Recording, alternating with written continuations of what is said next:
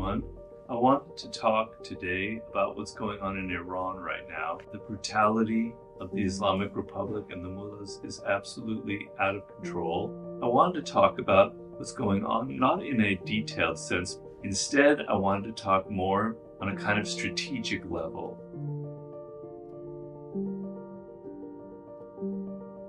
The first thing to understand is these kind of totalitarian, authoritarian regimes, they might appear very strong, and as they say, the crackdown has been very brutal, but they're incredibly fearful. They appear strong, but they're actually riddled with all kinds of weaknesses. And their weakness is the fear that they have. They have all of the money, they've monopolized the wealth of your country, they've monopolized the weaponry, the military, etc. But you have the numbers. And if you gather together, if you concentrate those numbers, if you create a nationwide movement, that terrifies them. They live every day with the insecurity knowing that the numbers could completely destroy them and they have a lot to lose. So while you might appear to be the weaker side because you don't have the money and you don't have the weaponry on your side, you are in essence the stronger side if you realize this basic fact of strategy, that they are terrified of movements like yours. This is for every kind of totalitarian, authoritarian regime in the world. So that's the first thing to keep in mind. You are the stronger side in this struggle. So in my study of these things, there are two things that authoritarian dictatorships survive by, their main strategy. And I would summarize it with two words: separation and silence. And those two things, separation and silence, actually go hand in hand. You can't do one without the other. And what I mean by this is, since you have the stronger hand in this through the numbers of people, literally, quantity, their main strategy is to keep you continually separated. If you join together in any form, in any kind of public way, through demonstrations, through unions, whatever, that gives you power. So their whole game is to keep you continually separated. And I compare it to some kind of machine that is continually kind of grinding things down and separating them to smaller and smaller and smaller pieces. They want you to be spending most of your time at home, worrying about how to get by with money and concerned about your own private life, as opposed to thinking about the country as a whole. They want to separate you in various ways. They want to pit men versus women. They want to pit Persians versus Kurds. They want to pit upper classes versus middle classes. They want to pit whatever it is that they can, so that by dividing you, the old strategy of divide and conquer, that strength that you have in numbers is greatly diluted and they can have the upper hand. So they're trying to continually crush and pressure you into spending most of your time outside the public realm. They may try to bribe you, like, well, spend your time. You can do your time shopping. You can go to malls. You can go to movies. But anything that involves the public, where it's not where people can express their dissatisfaction, that is forbidden. So they've slowly tried to erode, these kinds of regimes try to slowly erode any kind of public space, any kind of gathering spot for people in a square, any kind of political rally. And also unions. They're trying to get rid of any kind of unions. This goes hand in hand with the other strategy of silence.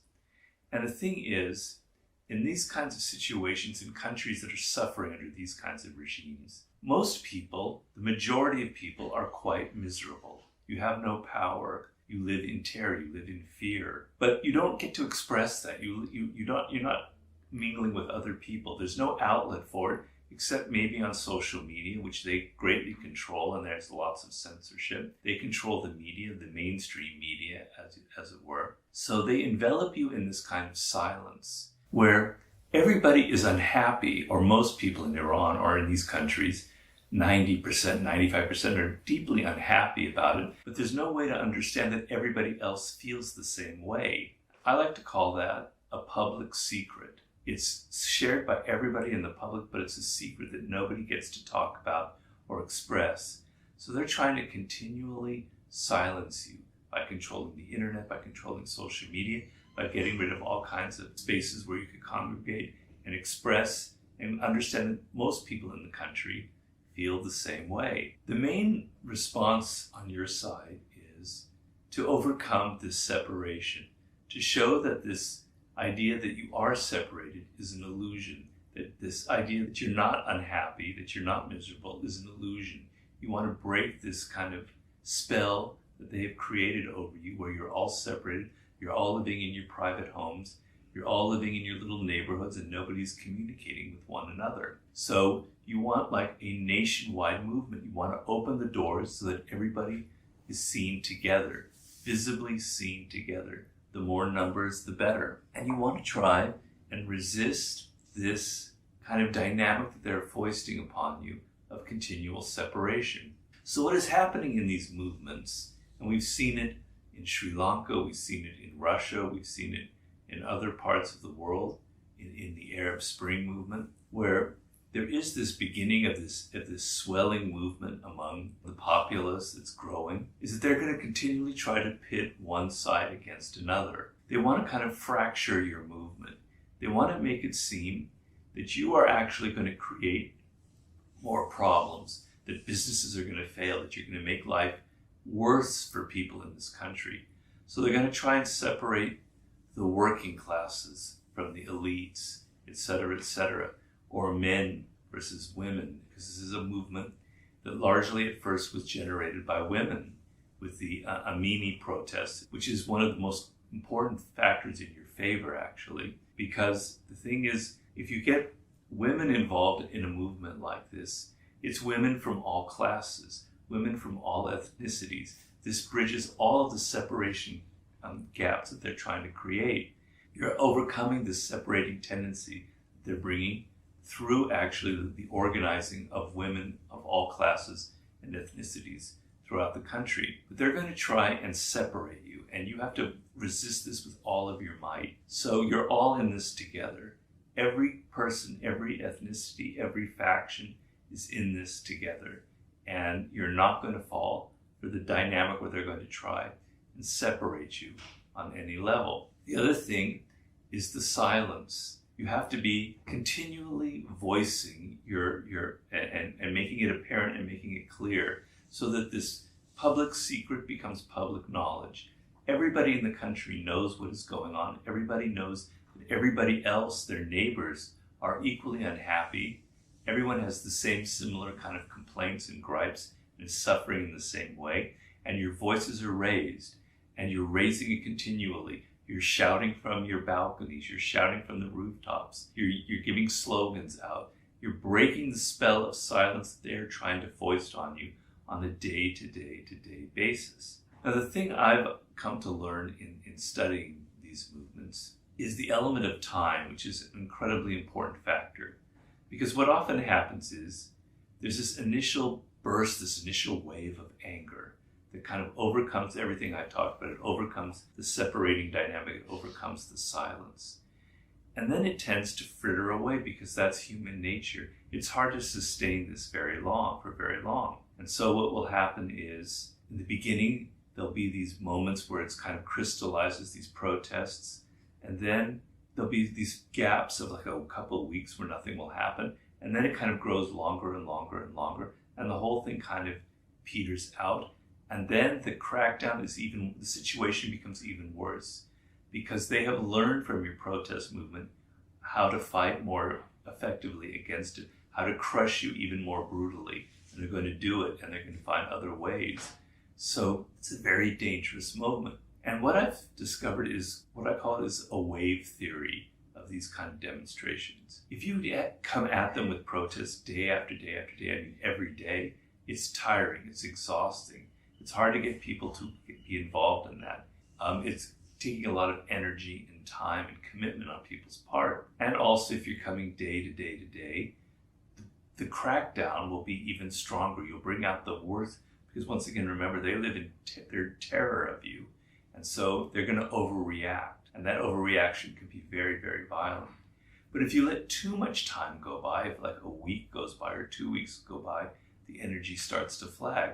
And what I've noticed is these kind of waves.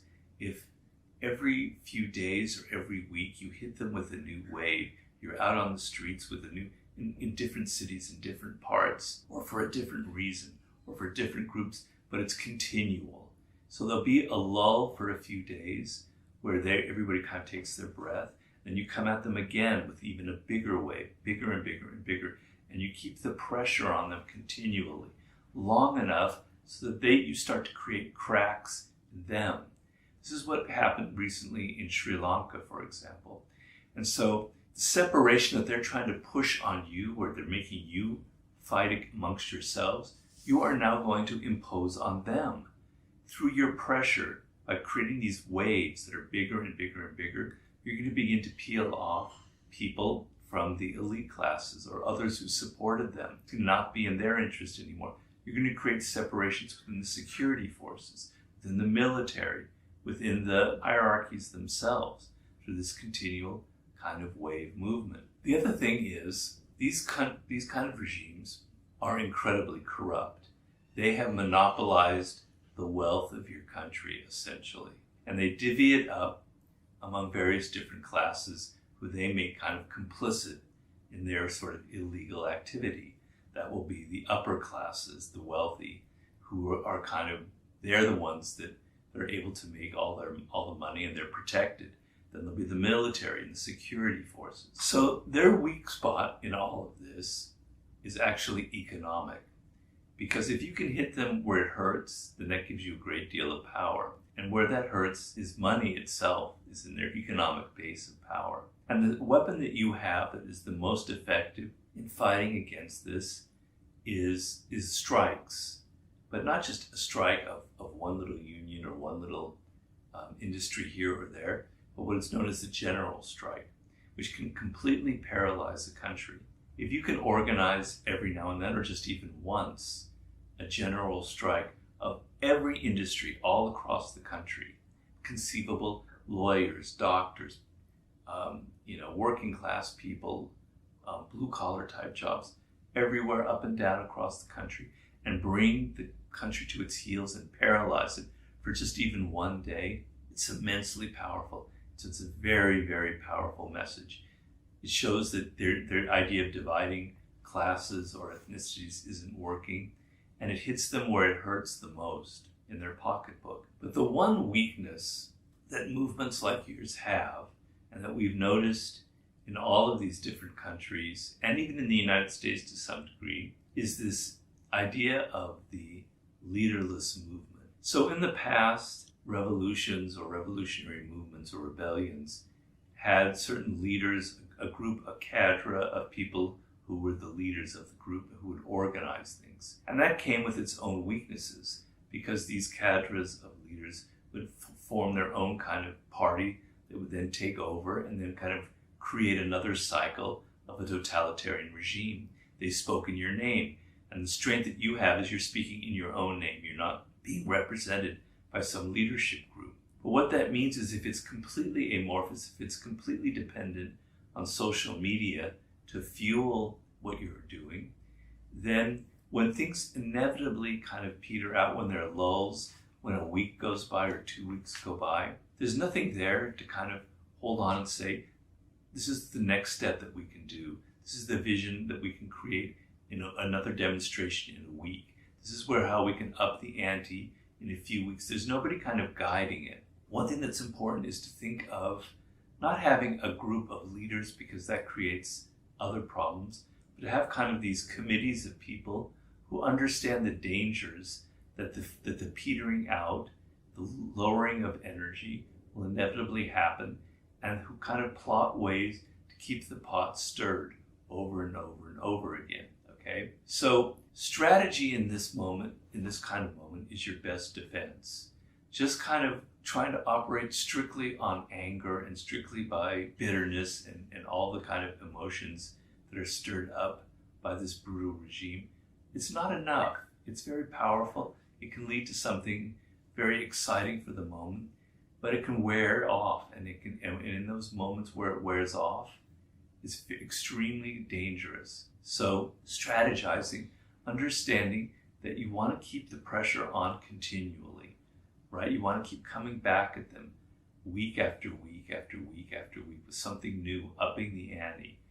increasing the numbers of people who are on your side day by day.